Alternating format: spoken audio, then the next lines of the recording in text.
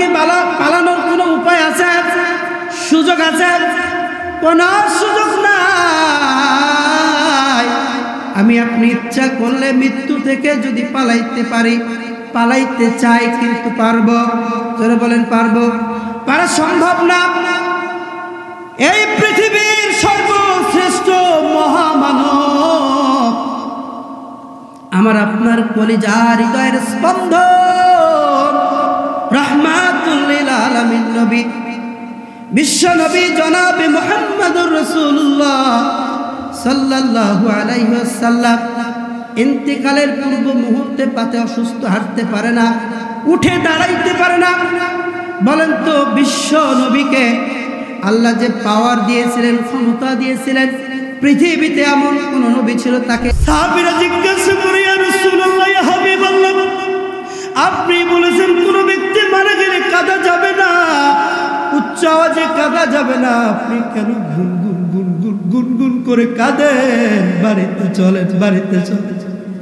আল্লাহর নবী বলে, ও আমার সাহাবীরা, তোমরা তো জানো না আমি আমার খাদিজার কাছে ওয়াদাবদ্ধ 3টি কাজের 2টি কাজ করেছি, এখনো 1টি কাজ বাকি আছে। আমার খাদিজার কবরে মুনকার নকির না আসা পর্যন্ত আমি এই কবর ছেড়ে যাব না। হাজারো ব্যথা বেদনার পরে ফিরে আসুনি তুমি আপন ঘরে, দিনের আলো তুমি ছড়িয়ে দিতে চলে গেলে মদিনায় মক্কা ছেড়ে। হে রাসূল, তোমাকে ভুলি আমি কেমন করে? হে রাসূল, তোমাকে ভুলি আমি কেমন করে? কে না খেয়ে দিন প্রচারের কাজে নিজেকে দিয়েছ বিলিয়ে, তায়েফের কাফেরেরা চিনল না সে আলো, দুষ্টু ছেলেদের পিছু দিল লেলিয়ে।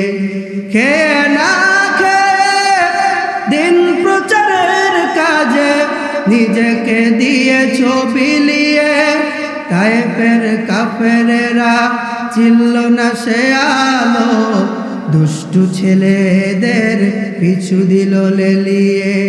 পাথরের আঘাতে ক্ষত বিক্ষত হয়ে সারা শরীর থেকে রক্ত ঝরে। হে রাসূল, তোমাকে ভুলি আমি কেমন করে? আল্লাহুম্মা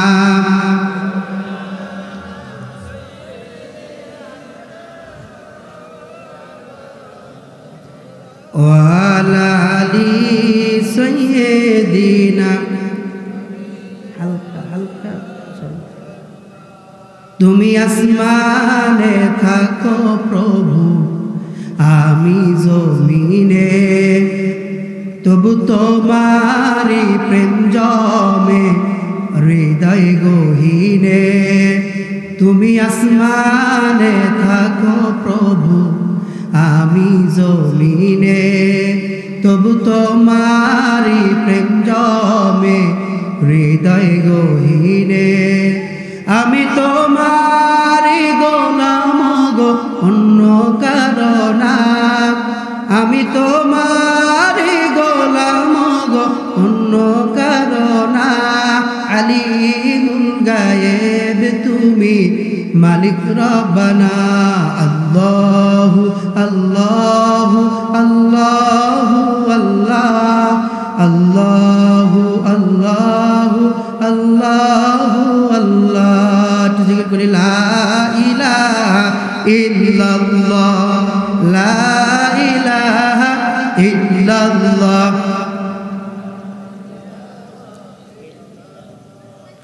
লা ইলাহা ইল্লাল্লাহ, লা ইলাহা ইল্লাল্লাহ, লা ইলাহা ইল্লাল্লাহু মুহাম্মাদুর রাসূলুল্লাহ সবাই মহব্বতে বলি সাল্লাল্লাহু আলাইহি ওয়াসাল্লাম। প্রিয় ভাইরা, এই পৃথিবী ছেড়ে সকলকে চলে যেতে হবে। এই পৃথিবী থাকার জায়গা নয়। আমি আপনি এসেছি এই পৃথিবীতে একটা সিস্টেমে, একটা মাধ্যমে। সেই মাধ্যমটা হলো পিতামাতা। মাধ্যমটাকে পিতামাতা। এরপরে আবার আমাদেরকে চলে যেতে হবে, সকলকে মৃত্যুবরণ করতে হবে। এ কথাটা অপ্রীতিকর হলেও সত্য কথা, বলেন ঠিক কিনা? আচ্ছা বলেন তো, জেনে থাকলে বুঝে থাকলে বলেন তো, আমরা পৃথিবীতে আগে জন্মগ্রহণ করি নাকি মৃত্যুবরণ করি? আগে জন্মগ্রহণ করি, তারপরেই মৃত্যুবরণ করি। কিন্তু আল্লাহ বলছে, বান্দা তুমি পৃথিবীতে জন্মগ্রহণ করো, এরপরে মৃত্যুবরণ করো। কিন্তু আমি আল্লাহ তোমার জন্মের আগে তোমার মৃত্যুকে তৈরি করে রেখে দিয়েছি। বলি সুবহানাল্লাহ। আল্লাহ রাব্বুল আলামিন বলেন, আল্লাযী খালাকাল মাউতা ওয়াল হায়াতা লিয়াবলুয়াকুম আইয়ুকুম আহসানু আমালা। যিনি জীবন ও মৃত্যু, যিনি মৃত্যু ও জীবন তোমাদের পরীক্ষা করার জন্য তৈরি করলো, কে তোমাদের ভিতরে কর্মে উত্তম। আমাদের কথা হলো, আল্লাহ আপনি এ দুনিয়ার জমিনে আমাদেরকে আগে জন্মগ্রহণ করালেন, এরপরে মৃত্যুবরণ করান। তাহলে আপনি কেন মৃত্যু আগে তৈরি করলেন?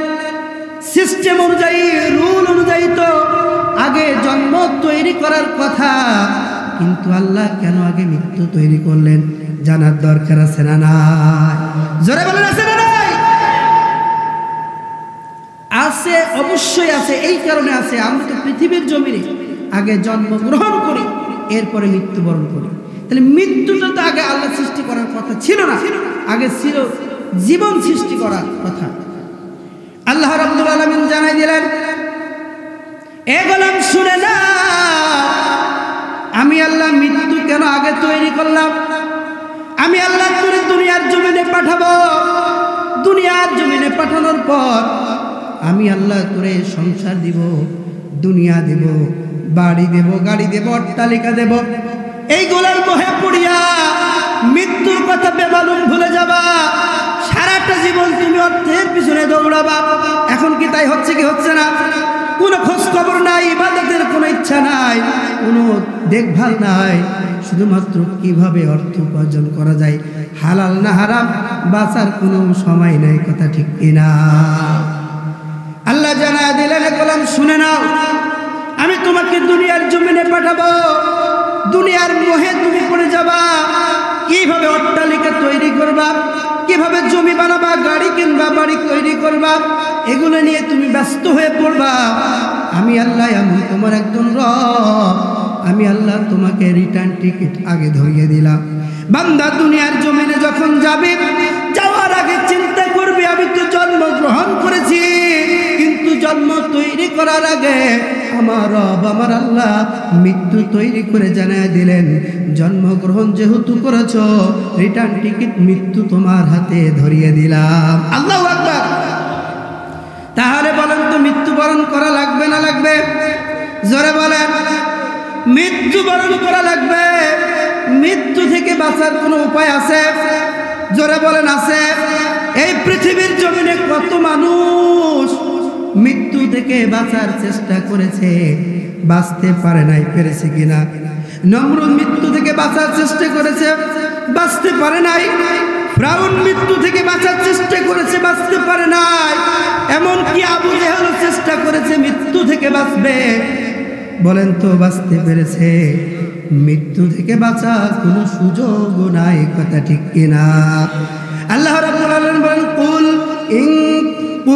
ইন্নামাল মাউতাল্লাযী তাফিরুনা মিনহু ফাইন্নাহু মুলাকীকুম সুম্মা তুরাদ্দুনা ইলা আলিমিল গায়বি ওয়াশ শাহাদাতি ফায়ুনাব্বিউকুম বিমা কুনতুম তা'মালুন।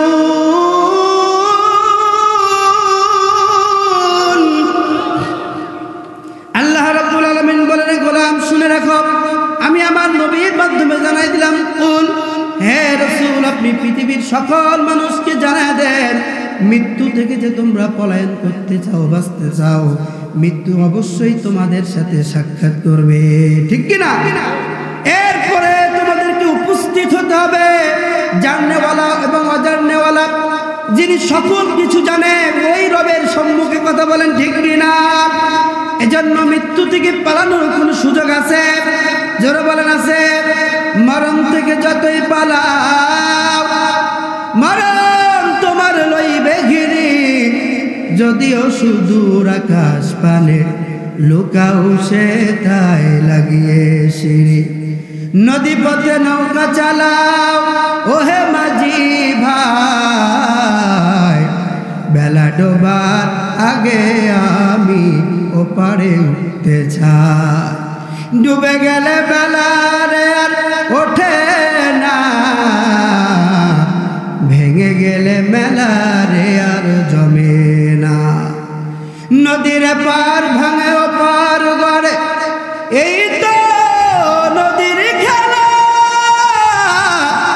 সকাল বেলার ধনী রে তুই, ফকির সন্ধ্যা বেলা, কথা ঠিক কিনা? এ দুনিয়ার জমিনে কত মানুষ দেখেছি, রাতে যখন ঘুমাইছে কোটি কোটি কোটি টাকার মালিক, সকাল হয়ে গেছে রাস্তার ফকির হয়ে গেছে, কত বলেন ঠিক কিনা? কিছুদিন আগের ঘটনা, ঢাকায় আগুন ধরে গেল। এক মহিলার 25টি দোকান ছিল, মিরপুর 2 নম্বরে তার বাসা। আমার পাশে 25টা দোকান, বুঝতে পারছেন কোটি কোটি টাকার মালিক। রাতে যখন ঘুমাইছে, এশারের পরে যখন আগুন ধরে যায়, সকালে উঠে দেখে আর একটা দোকান নাই, সব পুড়ে ছাই হয়ে গেছে, কথা ঠিক কিনা? এজন্য আপনি যদি সকালবেলা ধনী হন, ফকির কি সন্ধ্যাবেলা হওয়া সম্ভব না? আল্লাহ ইচ্ছা করলে করতে পারে। এজন্য ভাইয়ের আমার, খুব সাবধান। মৃত্যুকে বারবার আল্লাহ মৃত্যুর কথা কোরআনুল কারীমে বলেছে, মৃত্যুর কথা আমাদের বেশি স্মরণ করতে হবে। এরপর আল্লাহ রাব্বুল আলামিন বলেন, আইনামা তাকুনু ইদরিকুমুল মাউত ওয়ালাউ কুনতুম ফি বুরুজিম মুশাইয়াদা। আল্লাহু আকবার বলেন। আল্লাহ রাব্বুল আলামিন বলেন, তোমরা যে মৃত্যু থেকে বাঁচতে চাও, পলায়ন করতে চাও, মৃত্যু থেকে তোমরা বাঁচতে পারবে না। তোমরা যেখানেই যাও না কেন, মৃত্যু তোমাদের পেয়ে যাবে, যদিও তোমরা সুদৃঢ় দুর্গে অবস্থান করো। যদি সুদীর্ঘ দৃঢ় উচ্চ প্রাসাদের অট্টালিকার উপরে, পাহাড়ের উপরে যদি আমি আপনি অবস্থান করি, এরপরও মৃত্যু থেকে বাঁচার কোনো উপায় আছে? জোরে বলেন আছে? কোনো উপায় নাই। প্রিয় ভাইয়ের আমার, আমরা সবাই সাইয়্যিদিনা হযরত সুলাইমান আলাইহিস সালামের কথা শুনেছি না? জলিলুল কদর একজন নবী ছিলেন। এই পৃথিবীতে আল্লাহ সুবহানাহু ওয়া তাআলা 1,24,000 পয়গম্বর পাঠাইছেন। কত? 1,24,000 পয়গম্বর। এই 1,24,000 পয়গম্বরের ভিতরে আল্লাহ সুবহানাহু ওয়া তাআলা সবচেয়ে বেশি পয়গম্বর পাঠাইছেন, নবী পাঠাইছেন বনি ইসরাইল বংশে। বলি আল্লাহু আকবার। পয়গম্বর সুলাইমান আলাইহিস সালাম পৃথিবীতে এমন একজন নবী ছিলেন, যিনি নবীও ছিলেন, বাদশাও ছিলেন। এই পৃথিবীতে শুধুমাত্র 2 জন নবী দ্বীন প্রচার করতে যেয়ে, ইসলাম প্রচার করতে যেয়ে কাফের, বেঈমান, অমুসলিমদের হাতে নির্যাতনের শিকার হয়নি। কয়জন? জোরে বলতে হবে, কয়জন? 2 জন। একজন হলেন আদম সফিউল্লাহ, আমাদের আদি পিতা আদম সফিউল্লাহ। তিনি কোনো কাফের, বেঈমানদের দ্বারা নির্যাতনের শিকার হবে বা কি করে? তার সময় তো কোনো কাফের ছিল না। তিনি পৃথিবীর প্রথম আদি পিতা, সকল মানুষের পিতা। তখন তো কাফের পৃথিবীতে তৈরি হয়নি। আরেকজন নবী, যিনি কাফের, বেঈমান, অমুসলিমদের দ্বারা দ্বীন প্রচার করতে যে নির্যাতনের শিকার হন নাই, তিনি হলেন সাইয়্যিদিনা হযরত সুলাইমান আলাইহিস সালাম। বলি আল্লাহু আকবার। কারণ হলো তিনি সারা পৃথিবীর বাদশা ছিলেন, সারা পৃথিবীর বাদশা ছিলেন। তাফসীরের কিতাবে এসেছে এই গোটা পৃথিবী শাসন করেছেন 4 জন বাদশা। কয়জন? জোরে বলেন, আরো জোরে। 4 জন বাদশা। মনে রাখবেন, 2 জন মুসলিম, 2 জন অমুসলিম। 2 জন মুসলিমের ভিতরে তাফসীরের কিতাবে এসেছে 1 নাম্বার সাইয়্যিদিনা হযরত সুলাইমান আলাইহিস সালাতু ওয়াস সালাম, সুবহানাল্লাহ পড়ে। আরেক নাম্বার অর্থাৎ 2 নাম্বার যাকে বলা হয়েছে তিনি হলেন সিকান্দার যুলকারনাইন, যার ঘটনা এসেছে সূরা কাহাফের ভিতরে। আর 2 জন অমুসলিম হলো, একজন হলো নমরুদ, নাম কি? নমরুদ। আর একজন বখতেনসর। সারা পৃথিবী তারা শাসন করেছে। সাইয়্যিদিনা হযরত সুলাইমান আলাইহিস সালাতু ওয়াস সালামের সময় তার একজন মন্ত্রী ওয়াজির, তাকে নিয়ে তিনি তার সমাবেশ করতেছেন এবং সেই সময় মালাকুল মউত তার সময় তার ময়দানে তার ওই সিংহাসনে বসে একসাথে বৈঠক করতেন, বলে আল্লাহু আকবার। তা ওই মন্ত্রীর সহ তিনি যখন বৈঠক করতেছেন, এদিকে মালাকুল মউত এসে ওই সমাবেশে উপস্থিত। ওই যে মন্ত্রী অজিত, তার মৃত্যুর দিন ঘনিয়ে আসছে, কিন্তু তার মৃত্যুটা লেখা ছিল হিন্দুস্তানে। কোথায়? হিন্দুস্তানে। মালাকুল মউত হযরত আজরাইল আলাইহিস সালাতু ওয়াস সালাম সাইয়্যিদিনা সুলাইমান আলাইহিস সালাতু ওয়াস সালামের দরবারে যখন উপস্থিত হলেন, দেখলেন ওই অজিত মন্ত্রী তার সিংহাসনের পাশে বসা। এখন তার তো জান কবজ করতে হবে কোথায়? হিন্দুস্তানে। আল্লাহ সুবহানাহু ওয়া তাআলা অর্ডার করেছেন, শাস্তির সময় অর্ডার করেছেন জোহরের পূর্বে তার জান কবজ করতে হবে। এত দূরের পথ তাকে কিভাবে আমি জান কবজ করব? যখন সাইয়্যিদিনা হযরত সুলাইমান আলাইহিস সালাতু ওয়াস সালামের সাথে কথোপকথন করতেছেন, আর বারবার বড় চোখ করে ওই ওয়াজিরের দিকে তিনি তাকাচ্ছেন, বড় বড় চোখ করে তাকাচ্ছেন, এমন ভাবে তাকাচ্ছেন ওয়াজির দেখে তো ভয় পেয়ে গেছে। মালাকুল মউত ফেরেশতা সাইয়্যিদিনা সুলাইমান আলাইহিস সালাতু ওয়াস সালামের সাথে বৈঠক শেষ করে যখন চলে গেলেন, ওই ওয়াজির মন্ত্রী এসে জিজ্ঞাসা করে, ও পয়গম্বর, এই লোকটা একটু আগে আপনার কাছে এসেছে, ইনি কে? আমার দিকে বারবার বড় বড় মোটা মোটা চোখ করে তাকাচ্ছিল, আমি ভয় পেয়ে গেছি। সাইয়্যিদিনা সুলাইমান আলাইহিস সালাতু ওয়াস সালাম বলেন, ও মন্ত্রী শোনো, ইনি আর কেউ নাই, হাযা মালাকুল মউত, ইনি হলেন মালাকুল মউত। এই সংবাদ যখন শুনছেন থরথর করে কাঁপা শুরু করে দিলেন, বললেন, ও সাইয়্যিদিনা সুলাইমান, আমি আর আপনার এখানে থাকতে চাই না, আমার বড় ভয় করে। এই সারা পৃথিবীর যত মাখলুক আল্লাহ তৈরি করেছেন, প্রত্যেক মাখলুককে আল্লাহ আপনার অধীনে করে দিয়েছেন। আপনি বাতাসকে একটু অর্ডার করিয়া দেন, বাতাস যেন আমাকে হিন্দুস্তানের একটা পর্বতের উপর রেখে আসে। আল্লাহু আকবার বলেন।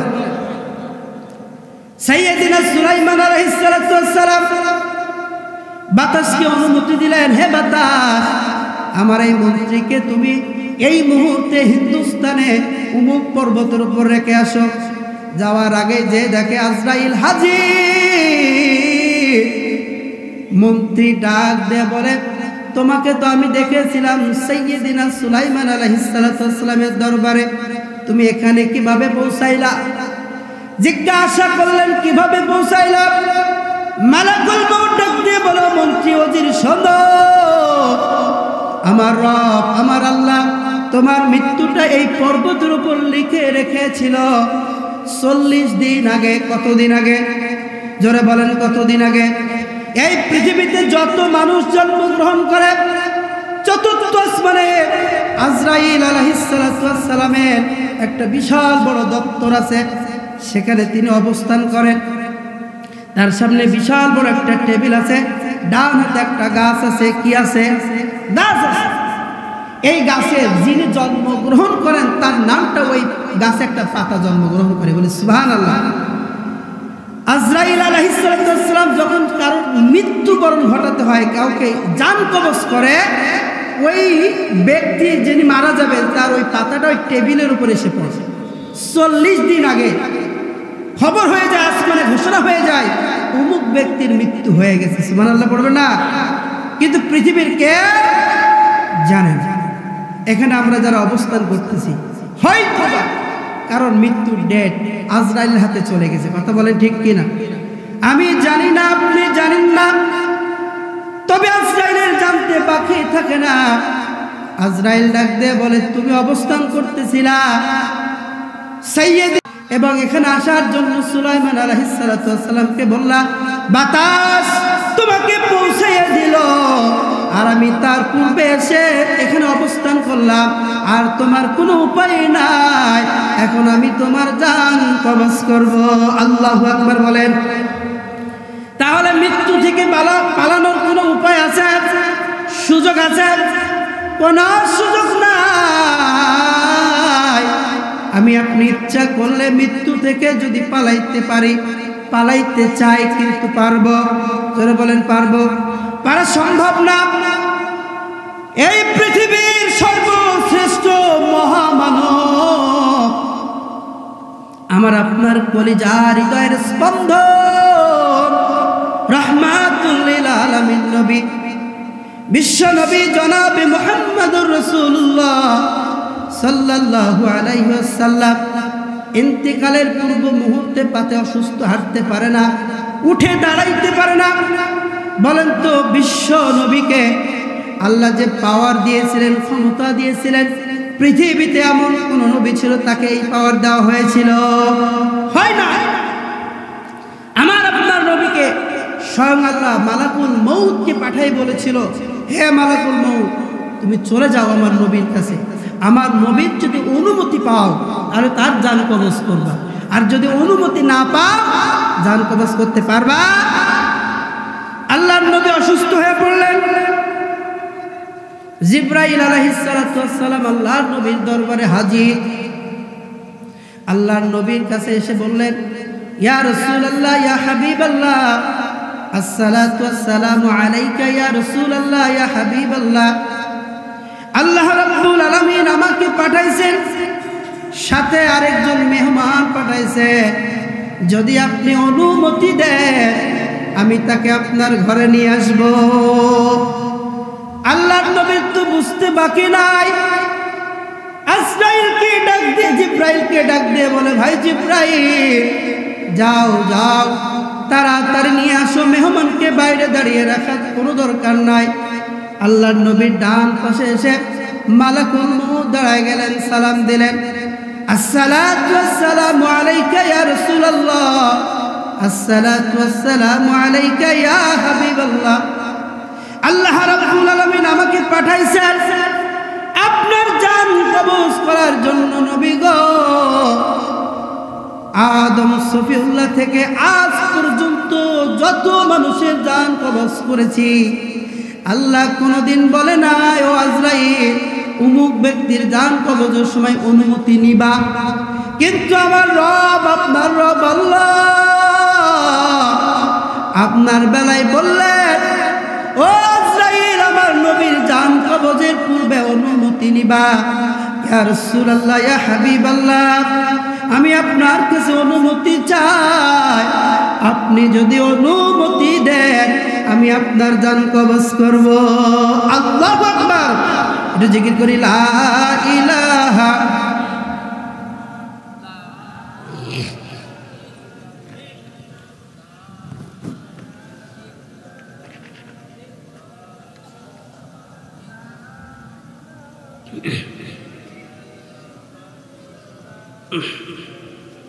লা ইলাহা ইল্লাল্লাহ, লা ইলাহা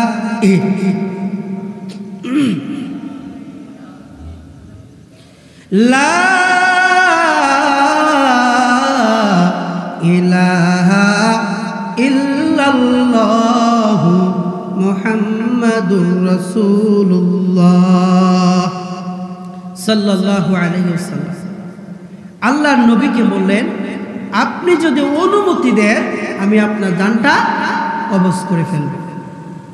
আল্লাহর নবী বললেন, ভাই আজরাইল, এই দুনিয়ার জমিনে আমি থাকার জন্য আসি নাই, আমি থাকতে চাই না, আমি অনুমতি দিলাম। সংক্ষিপ্ত মুক্তাসার করতেছি ঘটনা, কারণ সামনে আরো বহু আলোচনা আছে। আমি আপনাকে অনুমতি দিলাম, কারণ দুনিয়ার জমিনে আমি এসেছি দিন প্রচার করার জন্য, আল্লাহর জমিনে আল্লাহর আইন বাস্তবায়ন করার জন্য প্রতিষ্ঠিত হয়ে গেছে। ও আজরাইল ভাই, ইচ্ছা করলে আপনি আমার জান কবজ করে নিতে পারে। এই কথা অনুমতি যখন পেয়ে গেল, আজরাইল আলাইহিস সালাতু ওয়াস সালাম তাফসীরের কিতাবে এসেছে এবং হাদিসে এসেছে, তার ডান হাতটা আল্লাহর নবী সিনার উপরে রেখেছিলেন। আল্লাহর নবী এত কষ্ট পাইলে আজরাইলকে ডেকে ডেকে বলে, আজরাইল ভাই, তুমি আমার বুকের উপর কি রেখেছো, কি রেখেছো? আজরাইল ডাক দিয়ে বলে, ইয়া রাসূলুল্লাহ, ইয়া হাবিবাল্লাহ, আপনার বুকের উপর আমার ডান হাতটা রেখেছি। আল্লাহ নবী বলেন, ও আজরাইল ভাই, আমার মনে হয় উহুদ পাহাড়কে উঠাইয়া তুমি আমার বুকের উপরে স্থাপন করেছো। যে নবীর আগের গুনাহ আল্লাহ মাফ করে দিলেন, পরের গুনাহ মাফ করে দিলেন। যে নবী জীবনে কোনোদিন গুনাহ করে নাই, গুনাহ করতে পারে এই পোষণ করলে ঈমান চলে যাবে, এমন নবীর বেলায় যদি এত কষ্ট হয়, এ দুনিয়ায় এমন কোনো পাপ নাই আমি করি নাই, আপনি করেন নাই। একটাবার কি চিন্তা করেছেন যাকে কেন্দ্র করে আমার রব এ দুনিয়া তৈরি করলেন, যাকে কেন্দ্র করে আপনাকে তৈরি করলেন, আমাকে তৈরি করলেন, সেই বিশ্বের মহামানবের জান কবজের সময় যদি এত কষ্ট হয়, আমার আপনার বেলায় কি হবে? একটু ভাবা দরকার। ও যুবক ভাই, সারাদিন মোবাইল নিয়ে ব্যস্ত, তুমি ফেসবুক ইউটিউব নিয়ে ব্যস্ত, সারাদিন বিভিন্ন প্রোগ্রাম নিয়ে তুমি ব্যস্ত, গান নিয়ে ব্যস্ত, সারাদিন তুমি কত নাটক, সিনেমা, থিয়েটার নিয়ে ব্যস্ত। একটা বার কি চিন্তা করেছো যুবক ভাই, গানের ওপরে যদি তোমার মৃত্যু হয়ে যায় জাহান্নামী, কথা ঠিক কিনা? এমন ভাবে কত যুবক মৃত্যুবরণ করতেছে। আল্লাহর নবীর অনুমতি পাওয়ার পর আজরাইল আল্লাহর নবীর জান কবজ করে ফেললেন। আল্লাহর নবীর যখন জান কবজ হয়ে গেল, সারা পৃথিবীতে রব উঠে গেল। আল্লাহর নবী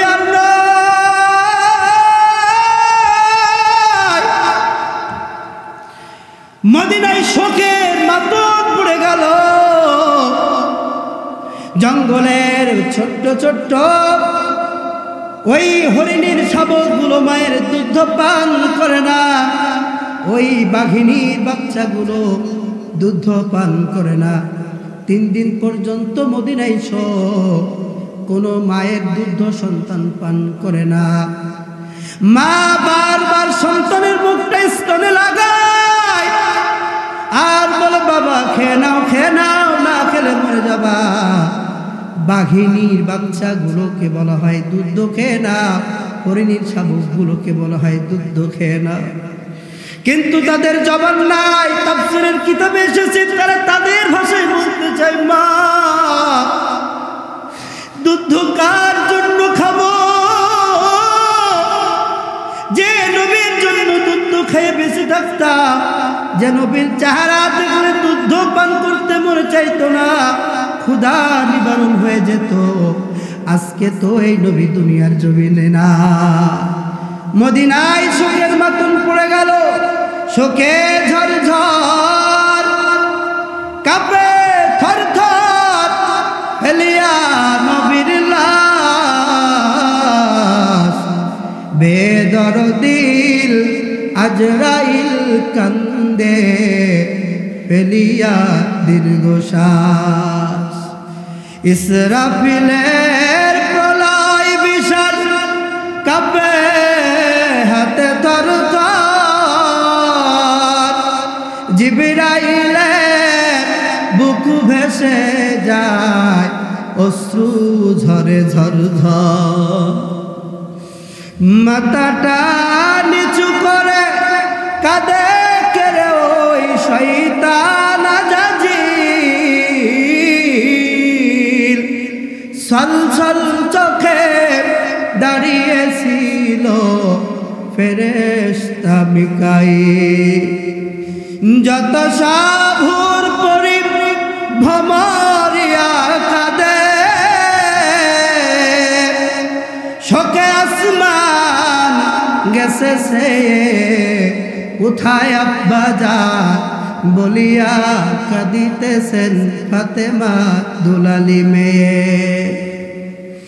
হাসান হুসাইন কেন্দে বলে, মদিনার বুকে হাই হাই করে, ওরে কাহার কাছে করব নালিশ,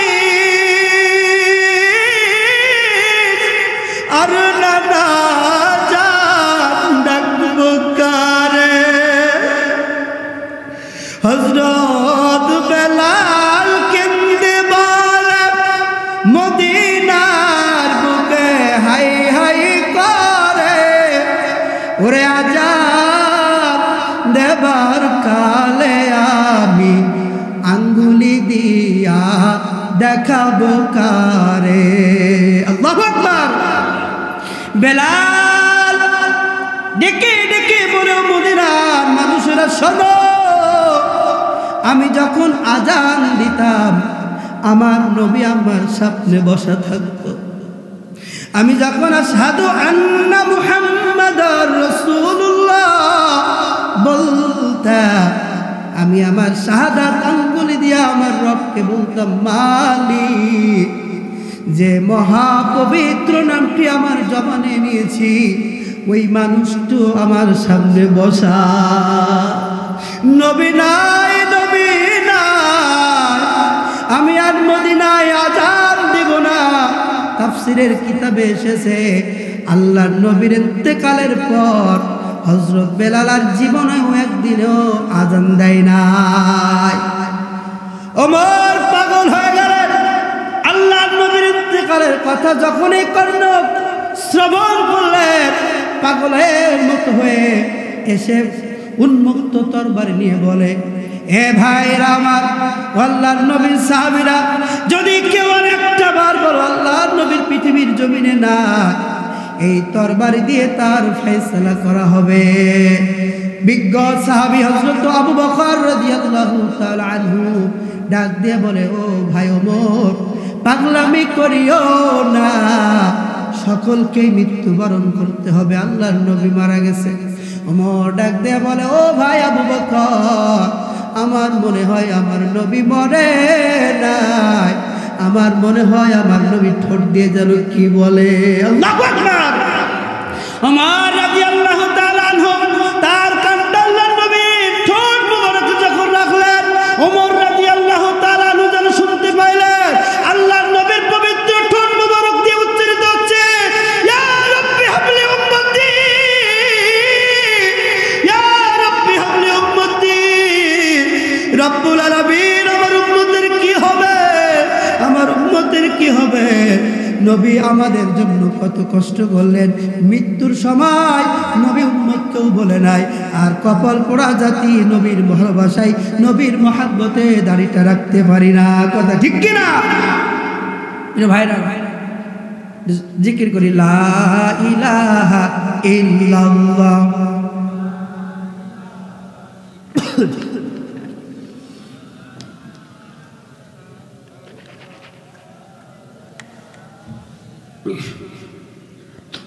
লা ইলাহা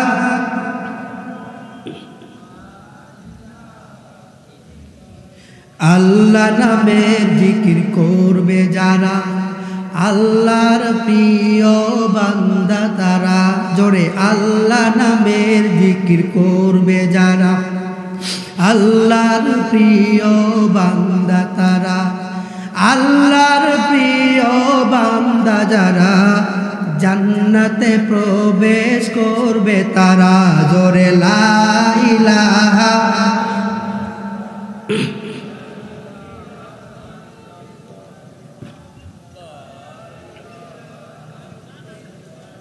ওরে লা ইলাহা লা ইলাহা ইল্লাল্লাহু মুহাম্মাদুর রাসূলুল্লাহ সাল্লাল্লাহু আলাইহি ওয়াসাল্লাম। প্রিয় ভাইরা, যে কথা বলছিলাম, তাহলে মৃত্যু থেকে বাঁচার কোনো উপায় আছে? জোরে বলেন, উপায় আছে? আল্লাহ রাব্বুল আলামিন বলেন, কুল্লু নাফসিন যায়িকাতুল মাউত, প্রত্যেক প্রাণীকে মৃত্যুর স্বাদ গ্রহণ করতে হবে। মৃত্যু থেকে কেউ বাঁচতে পারবে না, পলায়ন করতে পারবে না। এরপর আল্লাহ রাব্বুল আলামিন বলেন, ইয়া আইয়ুহাল্লাযীনা আমানু তাকুল্লাহ,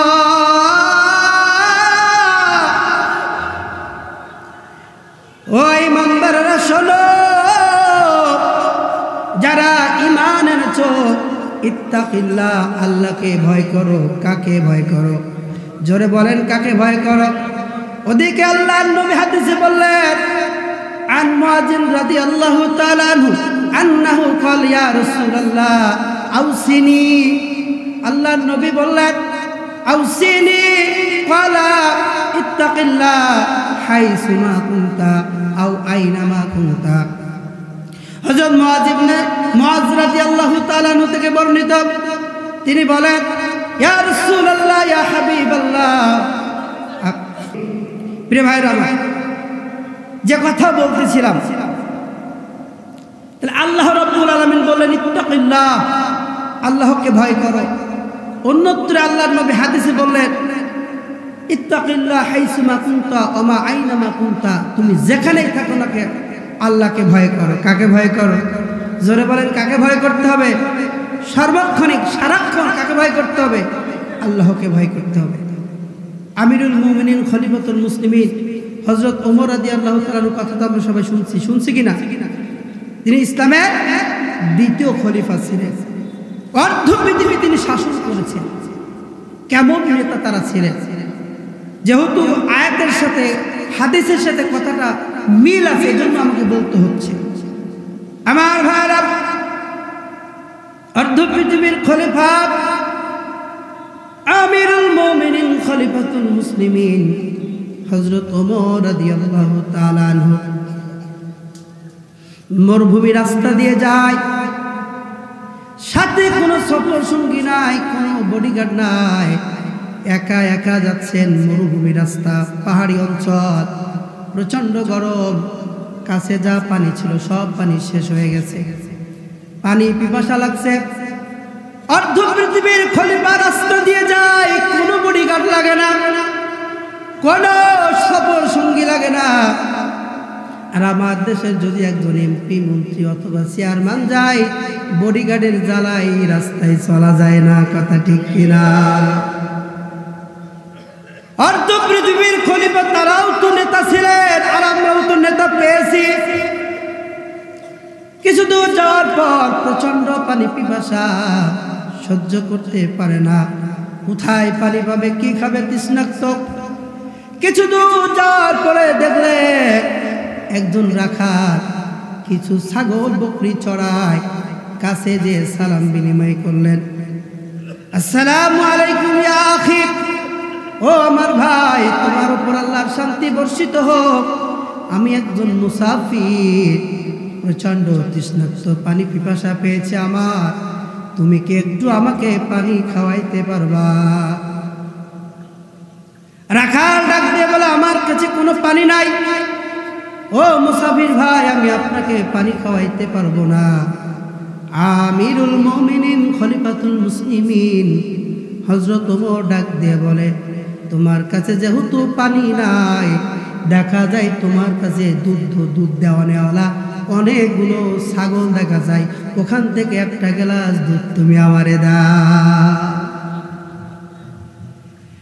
রাখাল ডাক দিয়ে বলে, ও মুসাফির ভাই, তাও পারবো না, আমি আপনাকে একটা গ্লাস দুধ পান করাইতে পারবো না। আমিরুল মুমিনিন খলিফাতুল মুসলিমিন হযরত ওমর ডাক দিয়ে বলে, কেন পারবা না? কেন পারবা না? ও রাখাল, তোমার কাছে তো দুধ দেওয়ানেওয়ালা ছাগল আছে, রাখাল ডাক দিয়ে বলে, ও মুসাফির ভাই, এই যে ছাগলগুলো আপনি দেখতেছেন, আমি এর মাত্র কেয়ারটেকার, শুধু রাখাল চড়াই, কিন্তু এই রাখালে আমি কিন্তু এই ছাগলগুলোর মালিক আমি নই। আল্লাহু আকবার বলেন।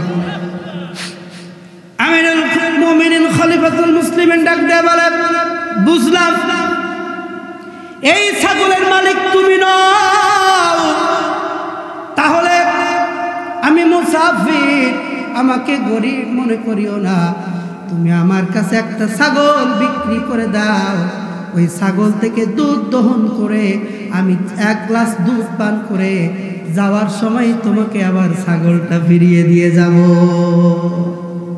কি বুদ্ধিটা ভালো না খারাপ? ভালো বুদ্ধি না? মনে হয় আপনারা এই কাম করেন নাকি? সুরামি বুদ্ধি। এখন রাখাল তো জানে না, ইনি আমিরুল মুমিনিন খলিফাতুল মুসলিমিন হযরত ওমর। রাখাল বলে, না না, সম্ভব না, তাও আমি পারবো না। কেন পারবা না ও রাখাল? বলে, জন্ম পারবো না। আমি যদি আপনার কাছে একটি ছাগল বিক্রি করি, আর যদি খলিফা ওমর একথা জানতে পারে, অথবা তার গোয়েন্দা বিভাগের কেউ জানতে পারে, আমি রাখাল আমার এই ঘাড়, এই মাথার ঘাড় থাকবে না, কল্লা উঠাই নেবে। কথা ঠিক কিনা? চিন্তা করে তাদের চিন্তা চেতনা কেমন। আমার ডাকতে বলে, ও রাখাল ভাই, তুমি কোন ওমরের কথা বলছো? অর্ধ পৃথিবীর খলিফা ওমর এই মরুভূমি অঞ্চলে কেমনে আসবে, কি করতে আসবে? সে তো অর্ধ পৃথিবীর খলিফা, রাজপ্রাসাদে ঘুমায়, সেখানে আসবে কেন? চিন্তা করে। নেতা কারে বলে? আমাদেরও নেতা আছে, আছে না? আমরা 5 বছর জন্য একটা নেতা নির্বাচন করি, অনেক কষ্ট করে তাদেরকে ভোট দিয়ে নির্বাচন করানোর পর, ভোটের আগে, কিসের আগে? এসে আপনাকে সালাম বিনিময় করবে, যেখানে থাকেন না কেন, যে অবস্থায় থাকেন না কেন, আসসালামু আলাইকুম ওয়া রাহমাতুল্লাহ, হাতে হাত দিবে, কোলাকুলি করবে।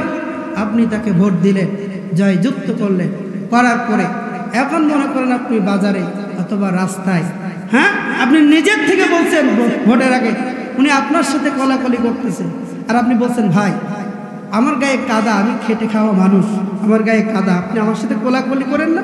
সালাম বিনিময় করেছেন, আলহামদুলিল্লাহ, ভোটটা আমি আপনাকেই দেব। ভোট দিয়ে আসলে জয়যুক্ত হলো, রাস্তায় দেখা, আসসালামু আলাইকুম। বিশ্বাস করে এমন অনেক নেতা আছে, আপনার দেখলে মুখটা ফিরিয়ে নেয়, সালামের জবাব দেয় না। কথা ঠিক কিনা? আমার ভাইরা, এ কথাগুলো প্রয়োজন তাই বলতেছি। এখন আমার দেশে দেখা যায় অনেকের মরা মানুষের নামেও চাইলোটে। কথা বলেন ঠিক কিনা? মরা মানুষ এসে ভোট দেয়, আমি শুনেছি, আপনারা অনেকে শুনেছেন, মরা মানুষ এসে ভোট দেয়। আমরা কোন জায়গায় যাব ভাই? আমিরুল মুমিনিন খলিফাতুল মুসলিমিন, অর্ধ পৃথিবীর খলিফা রাখাল তো জানে না, কিন্তু রাখাল তাকে দুধ দিল না। আমিরুল মুমিনিন খলিফাতুল মুসলিমিন, মনে আছে তো? কষ্ট হয় আপনাদের? ছেড়ে দিব। আমিরুল মুমিনিন খলিফাতুল মুসলিমিন হযরত ওমর ডাক দিয়ে বলে, ও রাখাল, তুমি রাখালগিরি করো, সারাদিন এই মাঠে ঘাটে থাকো, তোমার কি মনে চায় না একটু আমিরুল মুমিনিন খলিফাতুল মুসলিমিনের সাথে দেখা করা? আমি যদি তোমাকে দেখা করিয়ে দেই, তাহলে কি তুমি আমাকে একটু দুধ পান করাবা? রাখাল ডাক দিয়ে বলে, না না না, আমি আপনাকে দুধ পান করাইতে পারবো না, তবে মনের ভিতরে বড় আশা, যদি জীবনে একবার সুযোগ হয় আমিরুল মুমিনিন খলিফাতুল মুসলিমিনকে দেখব। আল্লাহু আকবার। এখন যদি আপনাকে বলা হয় কাবা ঘরের ইমাম যিনি, তার সাথে আপনার সাক্ষাৎ করানো হবে কালকে, আপনার অবস্থাটা কেমন হবে? সারা রাত কি ঘুমাতে পারবেন? কথা বলেন, পারবেন? আপনার বাসায় সবচেয়ে যে দামি জামাটা, দামি পোশাকটা পরবেন, সবচেয়ে দামি আতরটা ব্যবহার করবেন। আয়নার সামনে দাঁড়াইয়া নিজের ফেসটাকে সুন্দর করে সাজাবেন, কথা ঠিক কিনা? আমিরুল মুমিনিন খলিফাতুল মুসলিমিন ওমর রাদিয়াল্লাহু তাআলা আনহু ডাক দিয়ে বলে, ওরা খান ভাই, আমি তোমাকে আমিরুল মুমিনিন খলিফাতুল মুসলিমিন ওমরের সাথে সাক্ষাৎ করায়া দেব। আল্লাহু আকবার। কাল ঠিক 10টার সময় তুমি এখানে থাকবা, আর আমি তোমাকে নিয়ে আমিরুল মুমিনিন খলিফাতুল মুসলিমিনের কাছে নিয়ে যাব। এই সংবাদ শোনার পরে বলেন তো তার সারা রাত কি আর ঘুম হয়েছে? হয় না। কারণ অর্ধ পৃথিবীর খলিফা আমিরুল মুমিনিন খলিফাতুল মুসলিমিনের সাথে দেখা করব, এই আনন্দে সে আত্মহারা হয়ে গেছে। আমার বাসায় চলে গেলেন, সারা রাত চিন্তা ভাবনা করলেন কোন পোশাকটা পরলে, কোন জামাটা পরলে তার ম্যাচিং হবে, সুন্দর দেখাবে। ঠিক সারা রাত না ঘুমাইয়া ওমরের সাথে দেখা করবে অর্ধ পৃথিবীর খলিফা, এই চিন্তা চেতনায় সকাল হয়ে গেল। ফজরের সালাত আদায় করে ঠিক 10টার সময় ওই জায়গায় দাঁড়িয়ে থাকলো, কারণ লেট করা যাবে না, আমিরুল মুমিনিন খলিফাতুল মুসলিমিনের সাথে দেখা করব। আমার ভাইরা 10টার সময় আমিরুল মুমিনিন খলিফাতুল মুসলিমিন হযরত ওমর রাদিয়াল্লাহু তাআলা আনহু একজন সাহাবীকে পাঠাই দিয়ে বলে, ঠিক অমুক জায়গায় একজন লোক দাঁড়িয়ে থাকবে, রাখাল দাঁড়িয়ে থাকবে, তাকে আমার রাজ দরবারে নিয়ে আসবা। সাহাবী চলে গেলেন আনার জন্য। যাওয়ার পরে দেখলেন একজন লোক অপেক্ষমান কারোর জন্য অপেক্ষা করতেছে। ডাক দিয়ে বলেন, তুমি কি একজন রাখাল? বলে, হ্যাঁ আমি একজন রাখাল। জি হয়েছিল, সে কি তোমাকে ওমরের সাথে সাক্ষাৎ করানোর কথা বলেছিল? বলল, জি বলেছিল। চলো চলো চলো আমার সাথে চলো, আজকে আমি তোমাকে ওই আমিরুল মুমিনিন খলিফাতুল মুসলিমিনের কাছে নিয়ে যাব, ওই মুসাফির আমাকে পাঠাইছে। আল্লাহু আকবার। চলে গেলেন ওই লোকটির সাথে। আমিরুল মুমিনিন খলিফাতুল মুসলিমিন রাজ সিংহাসনে খেজুর পাতার আসনে বসে আছে। দূর থেকে যখন ওই রাখাল আসতেছে, হঠাৎ করে তার নজর চলে গেল আমিরুল মুমিনিন খলিফাতুল মুসলিমিনের দিকে। আমিরুল মুমিনিন খলিফাতুল মুসলিমিনের দিকে তাকানোর পর রাখালের ভিতরে তো আর পানি নাই, দেহের ভিতরে কম্পন তৈরি হয়ে গেল। এদিকে আমিরুল মুমিনিন খলিফাতুল মুসলিমিন তার সিংহাসন থেকে উঠে ওই রাখালের দিকে অগ্রসর হতে থাকলো। কাছাকাছি যখন হলো, আমিরুল মুমিনিন খলিফাতুল মুসলিমিন রাখালকে আগে সালাম দিলেন। আল্লাহু আকবার বলেন। কেমন নিত তারা ছিলেন? ডাক দিয়ে বলে, রাখাল ডাক দিয়ে বলে, ও মুসাফির ভাই, তুমি যে আমিরুল মুমিনিন খলিফাতুল মুসলিমিন, আমার আর বুঝতে দেরি নাই, বুঝতে। তবে তুমি আজকে কেন আমাকে এই রাজপ্রাসাদে ডেকেছো?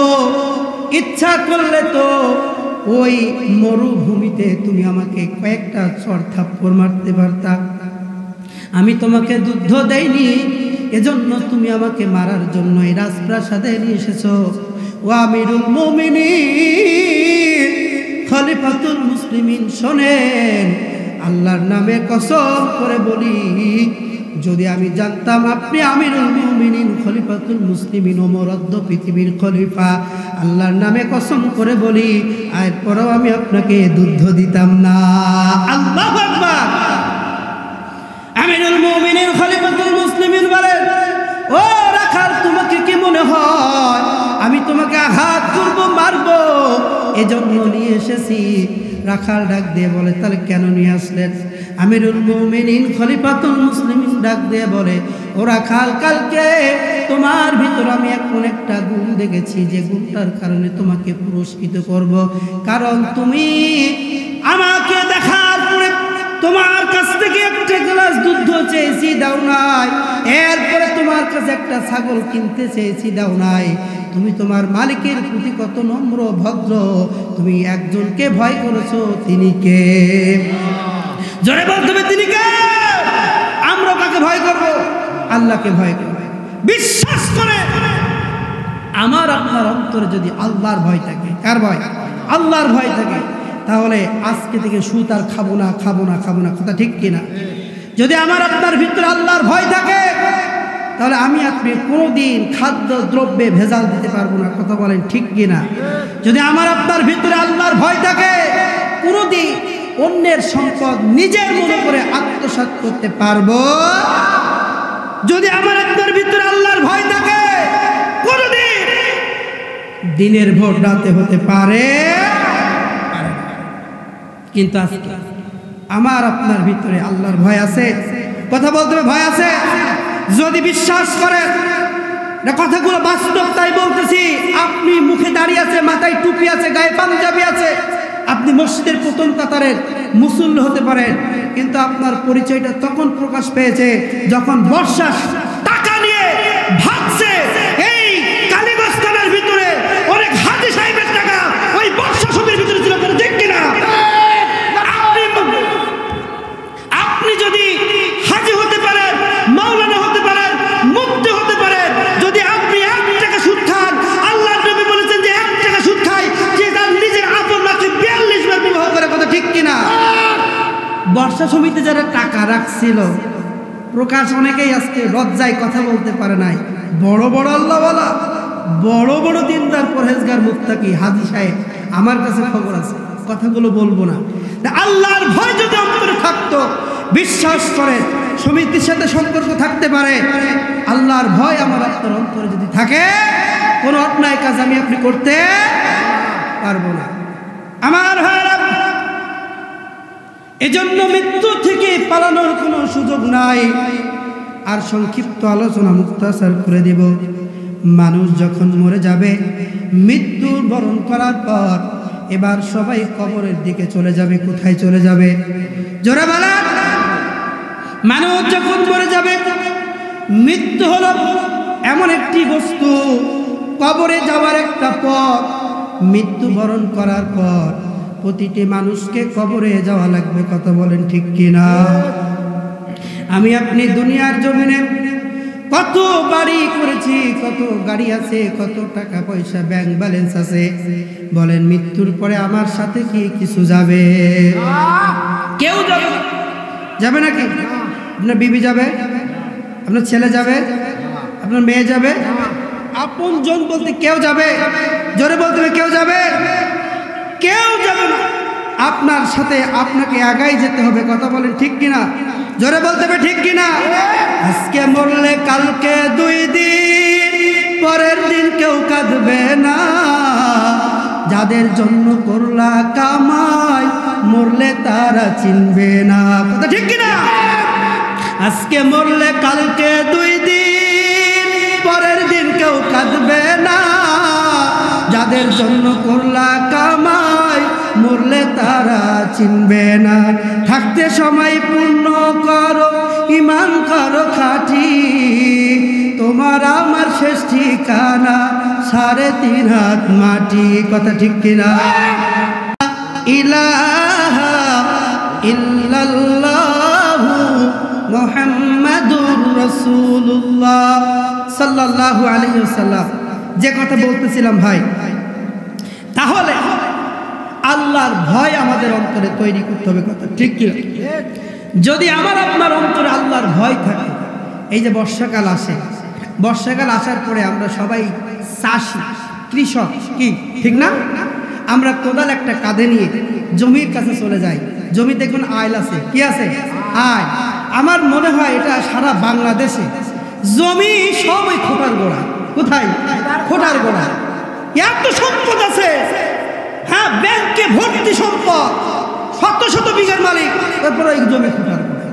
দেখবে এমন একটা সোজা আইন আপনার এলাকায় আছে কিনা জানি না, তবে আমি যখন আমার বাড়ি যখন মুড়োগাছায় ছিল, এখন তো বাড়ি করছে রঘিরামপুর, যখন আমার বাড়ি মুড়োগাছায় ছিল, আমি দেখছি এই জমির সীমানা নিয়ে, প্রত্যেকটা জমির সীমানা নিয়ে 2 জীবনের ভিতরে মারামারি আর কাটাকাটি আছে না নাই? এই শুধু একটা আয় দেখবেন কেটে সেইটে একেবারে এরকম প্যাট বানায়। কি বানায়? বানায় না? ওরে সোজাল কোদালে কাইটা বেকা করে সাইটটা আছে না নাই? সোজাল কোদালে কাইটা বেকা করে সাইটটা অন্যের সম্পদ লুটটা পাট্টা নিজের ভুড়ি করে বড়। ওই ব্যক্তি মসজিদে আইসা বলে, ওরে কাদার সোজা করো সামনের কাতারের মুসল্লি, আমার এদিকে বড় জমির আইলখোর ঠেলা কর, ঠিক কিনা? এই লোকগুলো যখন মানুষের জমি খনন করতে যখন পেট করে ফেলে, এরপরে আবার হজের সময় আসলে বলে, হুজুর দোয়া করেন, হজ করতে যাচ্ছি, আছে না? তাহলে আপনাদের কাছে আমার একটি প্রশ্ন, এই অন্তরে, এই সিনার ভিতরে কার ভয় থাকতে হবে? জোরে বলতে হবে, ডান হাতটা তুলে বলেন কার ভয়? জোরে আওয়াজ করেন আল্লাহ। আরেকটা আওয়াজ বলেন আল্লাহ। আল্লাহর ভয় আমাদের অন্তরে যেন আল্লাহ তৈরি করে দেয়, বলে আল্লাহু আমিন। এরপরে যখন মানুষ মরে যাবে, সবাই জড়ো হইয়া জানাজা পড়িয়া ওই কবরের ভিতরে রাখবে, কথা বলেন ঠিক কিনা? আমার ভাইরা, ওই অন্ধকার কবর বড় ভয় নয়। আল্লাহর নবী, বিশ্ব নবী, রহমাতুল লিল আলামিন নবী, তার কলিজার টুকরা ছোট্ট মেয়ে ফাতেমাকে ডেকে বলে, ও ফাতেমা শোনো, আমি তোমার বাবা রহমাতুল লিল আলামিন বিশ্ব নবী বলছি, ওই কবরে যখন তোমাকে ঢোকানো হবে, ঢোকানোর পর ফেরেশতারা তোমাকে প্রশ্ন করবে, ও ফাতেমা শোনো, আমি তোমার বাবা বিশ্ব নবীর পরিচয় দিলে কোনো কাজ হবে না। ও ফাতেমা শোনো, ওই ছোট্ট ঘরে শুধুমাত্র আমল দরকার। কি দরকার? ভাই আমার, আজকে বাড়িতে যাবেন, যাওয়ার পরে বালিশে মাথা রেখে যখন ঘুমাবে, শুধু একটা কথা চিন্তা করবেন, কালকে সকালে হয়তো আপনার জন্য সকাল না হতে পারে। রাতে ঘুমের ঘরে মানুষ মরে যায় কি যায় না? জোরে বলেন। আমি আপনি আজকে মৃত্যুবরণ, এই মুহূর্তে মৃত্যুবরণ করতে পারি, এটা বিশ্বাস করতে হবে কিনা? হবে। রাতে যখন বাসায় যাবে, বালিশে মাথা রেখে একটু ঘুমাবে, ঘুমানোর আগে চিন্তা করবে, জীবনে কত ওয়াক্ত নামাজ কাজা করেছি, কত মানুষের মনে আঘাত দিয়েছি। আমার রবের দরবারে যখন আমি হাজির হব, আমার রব যদি জিজ্ঞাসা করে, ও আব্দুল সালাম সিদ্দিকী, ও আব্দুর রহমান, ও আব্দুল কুদ্দুস, আমি আল্লাহ তোরে কত মায়া করে দয়া করে বানাইলাম, আমি আল্লাহ তোর রুহটা যদি কুকুরের ভিতরে দিতাম কুকুর হয়ে যাইতিস, আমি আল্লাহ তোর রুহটা যদি মাছের ভিতরে দিতাম মাছ হয়ে যাইতিস, আমি তোর রুহটা যদি কুত্তার ভিতরে দিতাম কুত্তা হয়ে যাইতিস, শুকুরের ভিতরে দিলে শুকুর হয়ে যাইতিস। কিন্তু আমি আল্লাহ কত মহা মায়া করে, মহাব্বত করে তোরে মানুষ বানাইলাম। বান্দা, আমার জন্য দুনিয়ার জমিন থাকতে কি নিয়ে এসেছিস একটু বল। এই উত্তর কি কোনোদিন দিতে পারবো? কোনোদিন দিতে পারবো না। আমার ভাইরা, এবার মানুষ কবরের জগতে চলে যাবে। এই দুনিয়ায় আপনজন যারা ছিল, ভাই ছিল, বাবা ছিল, সন্তান ছিল, সবাই কান্নাকাটি করে কোথায় রেখে আসবে? জোরে বলে। এ দুনিয়ায় সবই পর, কবর যে তোর আসল ঘর। এ দুনিয়ায় সবই পর, কবর যে তোর আসল ঘর। কেমনে সে তাই থাকবি পড়ে শুধুই মাটির বিছানা, কেমনে সে তাই থাকবি পড়ে শুধুই মাটির বিছানা। চিন্তা করে দেখো না, কবরে কি যাইবা না, যে কবরে আল্লাহ ছাড়া বন্ধু কেহ থাকবে না, যেই কবরে নামাজ ছাড়া বন্ধু কেহ থাকবে না, যেই কবরে কুরআন ছাড়া বন্ধু কেহ থাকবে না। চিন্তা করে দেখো না, কবরে কি যাইবা না, চিন্তা করে দেখো না, কবরে কি যাইবা না। যেই কবরে আল্লাহ ছাড়া বন্ধু কেহ থাকবে না, যেই কবরে নবী ছাড়া বন্ধু কেহ থাকবে না। চিন্তা করে দেখো না, কবরে কি যাইবা না। যাওয়া লাগবে কি লাগবে না? আমার ভাইরা, দিলের কাল লাগাইয়া কথাগুলো শুনেন। এবার আমি আপনি মৃত্যুবরণ করার পর এলাকাবাসীরা জানাজা পড়িয়া কবরে রেখে আসবে। চিন্তা করেন ওই কবরে এত ভয়ঙ্কর, এত ভয়ঙ্কর, এত ভয়ঙ্কর, দিনের বেলায় কবরের পাশে যাইতে ভয় করে কি করে না? কিন্তু ওই কবরে আপনাকে একাকিত্ব ঝাড়াতে জীবন থাকা লাগবে। কবরে মৃত্যুবরণ করার পর আমার আপনার একজন ফেরেশতা আল্লাহ কবরে পাঠাই দেবে। আমার জানা মতে এটা অনেকেই জানেন না, আবার অনেকেই জানেন। একজন ফেরেশতা আসবে, ওই ফেরেশতার নাম রুম্মান ফেরেশতা। নাম কি? জোরে বলেন। রুম্মান ফেরেশতা। মুনকার নকিরের আগে আল্লাহ ওই কবরে একজন ফেরেশতা পাঠাবে, তার নাম হলো রুম্মান ফেরেশতা। ওই রুম্মান ফেরেশতা কবরের ভিতরে ঢুকে ওই মায়েতকে বসানোর পরে প্রশ্ন করবে, জিজ্ঞাসা করবে আর বলবে, ফুলান ইবনে ফুলান, তুমি সারাটা জীবন যা করেছো লিখে দাও। সারাটা জীবন তুমি যা করেছো লিখে দাও। ওই বান্দা সারাটা জীবন যত ভালো কাজ করেছে, দান সদকা করেছে, নামাজ পড়েছে, কোরআন তেলাওয়াত করেছে, যত ভালো কাজ করেছে সব লিখে দেবে। আর খারাপ কাজগুলো লিখতে চাইবে। ফেরেশতা জিজ্ঞাসা করবে, গোলাম, জীবনে যত ভালো কাজ তুমি করেছো তুমি লিখে ফেললা, খারাপ কাজগুলো কেন লেখো না, লেখো না? ওই বান্দা ডাক দিয়ে দিয়ে বলবে, ও আল্লাহর ফেরেশতা রুম্মান, খারাপ কাজগুলো লিখতে বড় ভয় হয়, বড় লজ্জা হয়। আল্লাহর নবী বলে, ওই সময় রুম্মান ফেরেশতা ডাক দিয়ে বলবে, রে কুলাঙ্গার আল্লাহর বান্দা, দুনিয়ার জমিনে থাকতে জিনা করেছিলি তখন ভয় করে না, দুনিয়ার জমিনে থাকতে সুদ খেয়েছিলি লজ্জা করে নাই, ভয় করে নাই, দুনিয়ার জমিনে থাকতে অন্যের সম্পদ আত্মসাৎ করেছিলি, ভয় করে নাই, লজ্জা করে নাই, দুনিয়ার জমিনে থাকতে পরকীয়া প্রেম করেছিলি, ভয় করে নাই, লজ্জা করে নাই, দুনিয়ার জমিনে থাকতে অন্যের আমানত ভোট চুরি করেছিলি, ভয় করে নাই, লজ্জা করে নাই। আজকে ভয় আর লজ্জা করে কোনো লাভ হবে না। লিখতেই হবে, লিখতেই হবে, লিখতেই হবে। বান্দা লিখতে চাবে না, ফেরেশতা বিশাল বড় একটা হাতুড়ি নিয়ে মুগুরি নিয়ে মারার জন্য পরিকল্পনা করবে। উপায় নাই, উপায় নাই, ওই বান্দা লিখতে বাধ্য হয়ে যাবে। কথা ঠিক কিনা? বান্দা লিখে ফেলবে, নিজের হাতে নিজের গোনা লিখবে, আমি জিনা করেছি, নিজের হাতে নিজে লিখবে, আমি সুদ খেয়েছি, নিজের হাতে নিজে লিখবে, আমি অন্যের জমি আত্মসাৎ করেছি, নিজের হাতে নিজে লিখবে, আমি অন্যের আমানত দিনের বেলায় ভোট রাতে দিয়েছি। যখন লেখা শেষ হয়ে যাবে, আল্লাহ নবী বলেন, এবার রুম্মান ফেরেশতা ওই লেখাটা তার গলায় তাবিজ করে চলে যাবে।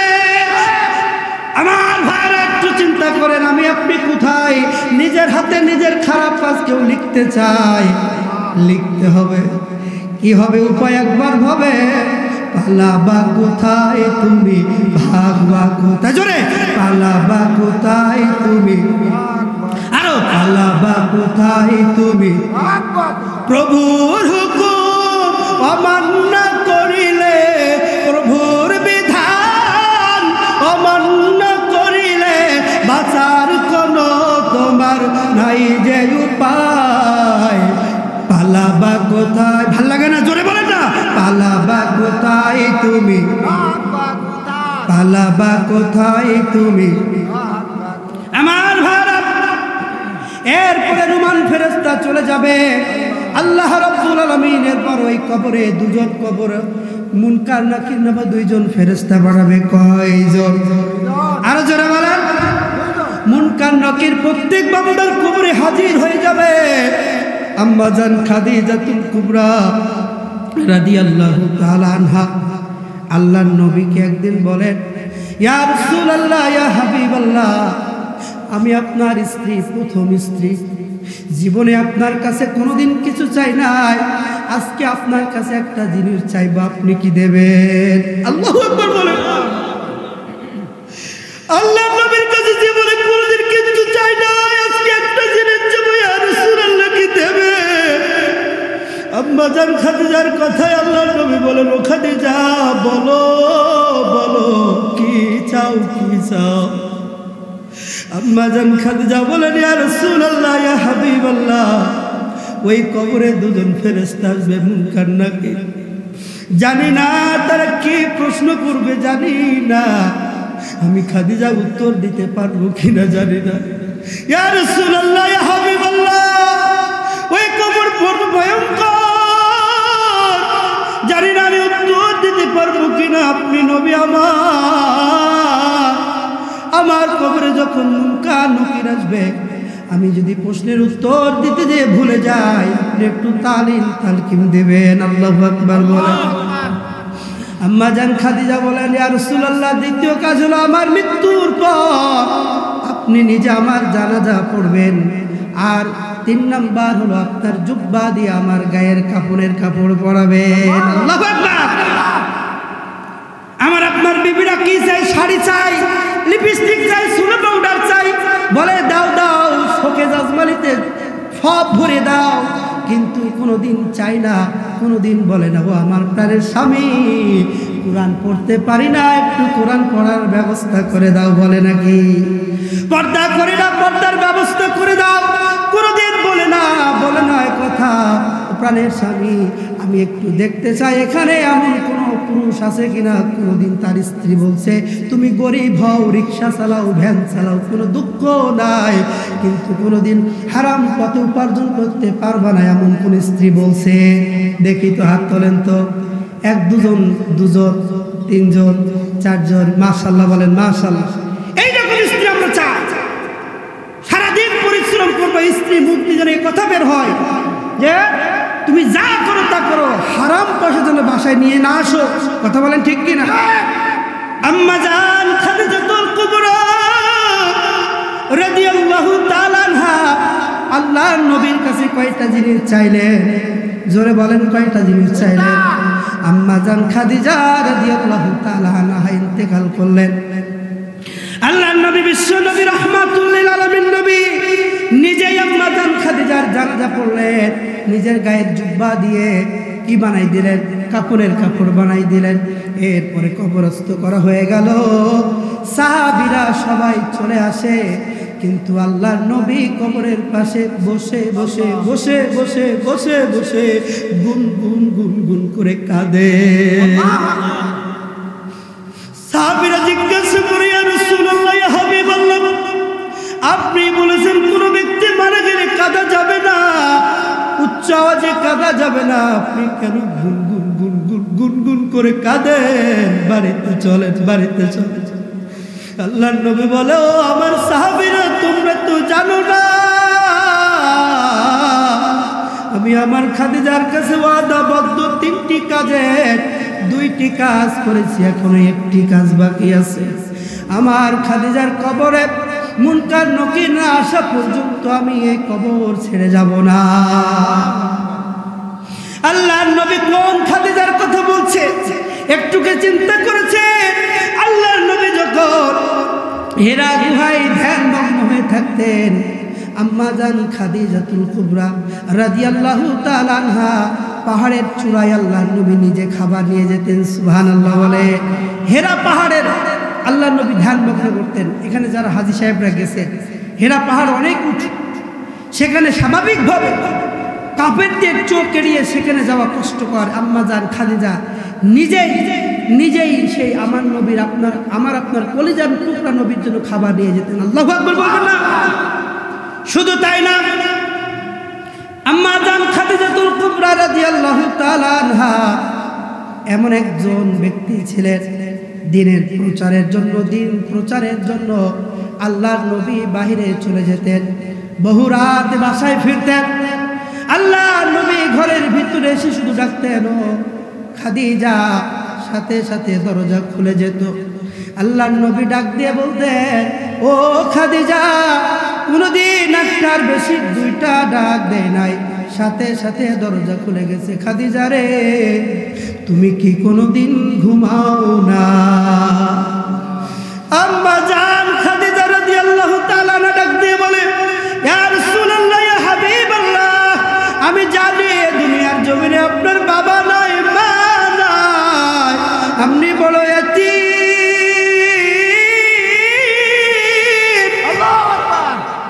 এ দুনিয়া আপনার কেউ নাই, আপনি যখন দিনের জন্য কাজ করেন, রাতে যখন বাসায় এসে আমাকে ডাকবেন, আমি খাদিজা যদি ঘুমিয়ে থাকি, আমি একটু জিকির করেন লা ইলাহা ইল্লাল্লাহ লা ইলাহা ইল্লাল্লাহ হাসবি রাব্বি জাল্লাল্লাহ মা ফি কলবি গায়রুল্লাহ। এ নূর মুহাম্মদ সাল্লাল্লাহু লা ইলাহা